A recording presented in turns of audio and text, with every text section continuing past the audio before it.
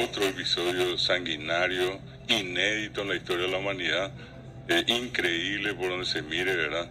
Y que demuestra sobre todas las cosas la ferocidad de aquel ataque contra los paraguayos, ¿verdad? La batalla de Acostaño, donde murieron niños. Estamos hablando de 4.000, 2.500 a 4.000, perdón, 2.500 que murieron en el lugar. Eso era lo que se disfrazaron, ¿verdad? ¿eh? Esos son los que se disfrazaron. Eso fue, hasta eso nos vendieron. Que todos estaban armados con unos fusiles de madera, lo que se disfrazaron. No sabemos qué Claro. carpintería, Y el ejército. y todo vestido con uniforme. Claro, y el ejército brasileño, como no pudo verlo desde lejos, Sí. bien empezaron a No, pensar. inclusive se pusieron varas postizas. Claro, Claro. y como el ejército brasileño no los pudo ver a la distancia, identificó solamente así bultos y decían, no, estos son soldados, hay que aniquilarlos.